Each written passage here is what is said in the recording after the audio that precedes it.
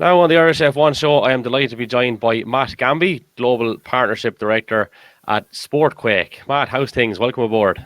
Yeah, all good, thanks, mate. How are you? Yeah, not too bad, not too bad. Well, listen, we have a few people to thank for putting us in touch with your good self. Obviously, there is somewhat of an Irish connection with SportQuake and with HAAS. Maybe you'll tell us a little bit about that. Yeah, nice. I was fortunate enough to work with the guys at TransferMate. We've been working with them for a number of years now, but we saw an opportunity that popped up at HAAS in terms of how the TransferMate product could be integrated into HAAS and the FX exposure they have, and also a perfect marketing tool for them. Mm-hmm. It's a real success story, TransferMate. It's not based too far away from where I am right now. And to have that connection with a sport that's just ever growing in popularity, that's pretty cool. Yeah, and I mean, Formula One, it's changed so much over the last 4 or 5 years in terms of the digitalization of the sport. It was at some points, considered way behind football and new emerging sports.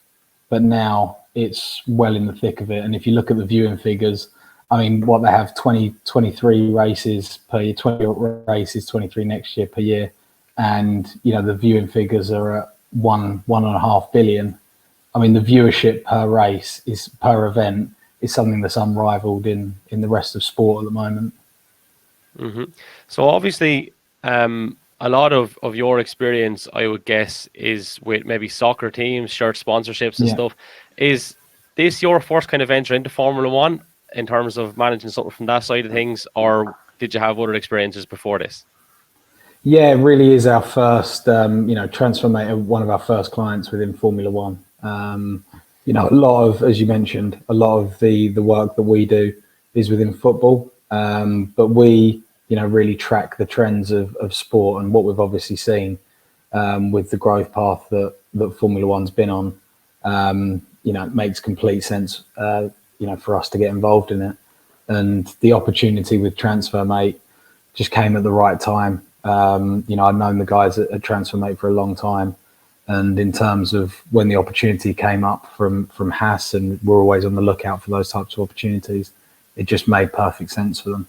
Also, in terms of the globalization of the sport, there's nothing more global than Formula One with all the different races in different markets, and that suits an international business like TransferMate right down to the ground. Mm-hmm. The landscape of, I suppose, these sort of deals and the way they're kind of put together and the demands has really grown in the last couple of years, you're telling me off air. So what are those changes that you have seen, and would Drive to Survive be in any way responsible for those changes? Yeah, I was going to say, maybe as a fanatic, it's not the greatest thing to hear, because I'm sure you hear it a lot, but Drive to Survive has just completely changed the sport in terms, as I was talking about, in terms of the digital aspect of it. It's just crazy. We used to compare, sponsorship properties 4 or 5 years ago when we were proposing things to people, and you'd look at the database numbers that some of the football clubs would have versus what some of the Formula One teams would have, and the football clubs just knocked it out of the park. And now when you look at it in terms of the interest in Formula One, it's going the other way. It's heading the other way. So Drive to Survive certainly has picked up a completely new audience. What it's done for the US market as well is huge. I mean, obviously, we're seeing the Vegas race being brought in next year, so they'll have 3 races in the US. It's pretty, it's all heading that way in terms of viewership numbers, interest, and I can just see them wanting to keep adding more and more races on. Does the job become more difficult as the demands grow then? Yeah, it certainly does. It makes the, if you just look, I'm sure if we had a trend of actual expenditure from sponsors, I mean, where Formula One, it was considered very good for B2B sponsors. So someone like a TransferMate historically, because it's one of the best events to go into a race weekend. The hospitality that F1 put on is just unrivaled. And it was a really great way to entertain clients, to bring clients to the global races. But now it's actually something that, retail brands are getting heavily involved in. You're seeing more consumer facing brands really pushing the button on sports sponsorship, and the budgets are ever increasing because there's only so many brands you can stick on a car. Mm-hmm. And they find all weird and wonderful places to put them as well. Yeah, it's mad. That's very notable over the last couple of years, in fairness. So just say from SportQuake's point of view, your own point of view, was it an easy adaptation to make when you go down the route of Formula One? I'm sure a lot of the skill set and the techniques are quite similar, irrespective of what you're selling. Yeah, I mean, it's obviously, you obviously have elements of the package that are similar across all sports, but I have to say I suppose in terms of the understanding and education around how the sport operates, how the different elements of the package can be activated and can be used is quite different. So yeah, we had to upskill in terms of education around that, and even the way that hospitality is delivered to sponsors and who owns that, how that's operated is much more complex than just having a box at a football stadium, which is in the same place every week. It was a very different negotiation. Mm-hmm. And to try and fulfill all of that, I suppose, in terms of maybe hospitality and stuff, you've got to build relations and relationships, I should say, with probably a lot of people that have been involved in it a lot longer than yourself, which might not always be the most straightforward thing to do because sometimes people are a bit reluctant to maybe share information and things. But that's obviously a big task and a big adjustment that would have had to be made, I'd imagine. Yeah, definitely. And I think it's I think even entering into the Formula One space, I think they would look at us as very much a football agency at one point. But I think now, in terms of, I mean, even the guys in the office, everyone's watching Drive to Survive. Our education around it is much better than it ever has been.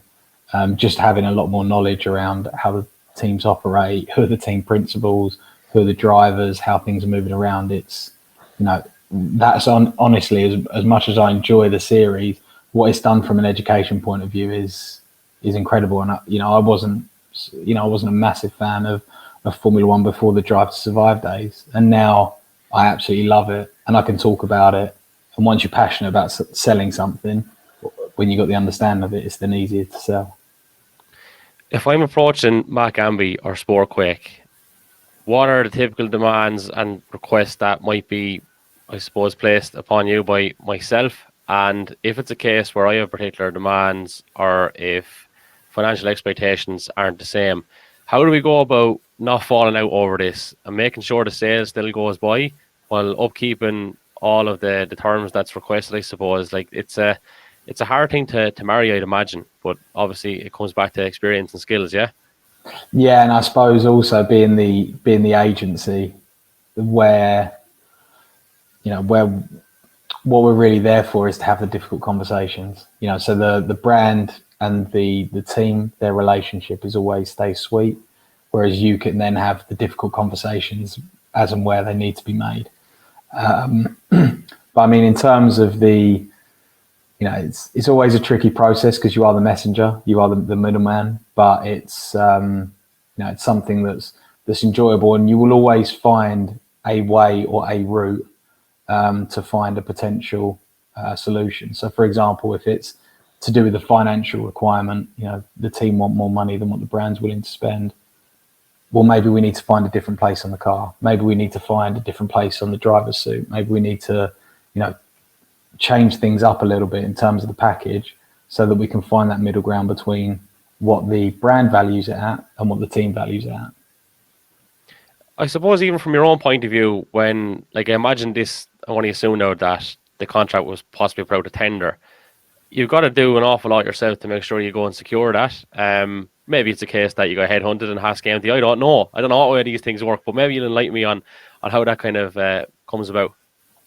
Yes, I think obviously with the TransferMate product, it's quite unique in terms of they can help global businesses with their FX money transfer exposure. So for someone like HAAS and HAAS Automation, they're a global business, so they have a lot of FX money transfers, which TransferMate could actually integrate HAAS could integrate TransferMate into their business, which is a big plus immediately. I think that's the way that the sponsorship's going now. It's all about how you can, it's not just a badging exercise, it's how you can really integrate the product and almost have your own hook in terms of how you can sell yourself through a sponsorship.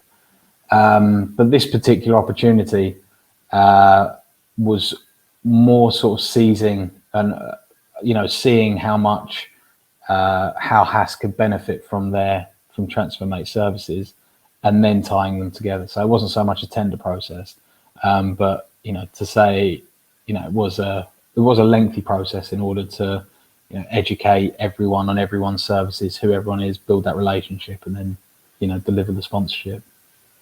Mm-hmm. And just say in a general sense then, a company is looking to come to you and I suppose avail of your services, and there's a few others in the market. So like you've got to keep things very tight. I'm sure you have it down to fine art, because you want to keep that relationship. You obviously want the partnership, you want the business, and then obviously you have to go off and do the hard work for them on on their behalf to an extent. Like that process is definitely something that intrigues me in particular as well. And again, I'm sure it's a well polished and well oiled machine, no different than an F1 car. But maybe you give us some insight on that if you could. Yes, I mean, obviously where it normally starts is with the commercial teams. So we'd spoken to HAAS in terms of trying to understand their FX money exposure throughout a year's period. And we spoke with the commercial team on that, even went higher than that in terms of the HAAS team. Even there were elements of the negotiation where Gunter was even involved, who, is an absolute fantastic character, to have in terms of building a relationship with the brand, but also to be involved in negotiations. I don't think you'd have many team principals that would do that. And that was something that was really special. And also what I know that the guys at TransferMate found really special as well. Really it starts with the commercial team. You're then effectively talking about, there was 3 parts to it. So you obviously had the service integration. So how TransferMate could help HAAS, and then how HAAS could help TransferMate from a brand and marketing perspective. So then, each side had their own initial idea in terms of values, in terms of, where TransferMate would be on the car, where it would be on the driver's suit, where it would be on the mechanics' uniforms.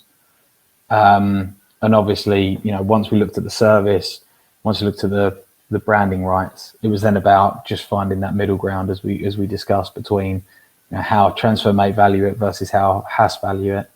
And there was some moving parts within that as well, because I think also as you see when you watch it, there's obviously certain parts of the car that are more valuable than others, and obviously that's exactly how the Formula One teams will price that up. Mm-hmm. In terms of Gunter, he's definitely a target on the wish list to try get him on the Irish F1 show at some point, because we absolutely love him. I'm a big fan. Richard Carney's a big fan. Barry Rabbit is a big fan. I think everyone's a fan, in fairness. I don't know how you could dislike him. He's just a really, really colourful character. Is he, as I suppose, wild is unfair, is he as colourful, I suppose, when you have a dealing with him in the flesh as he seems on camera?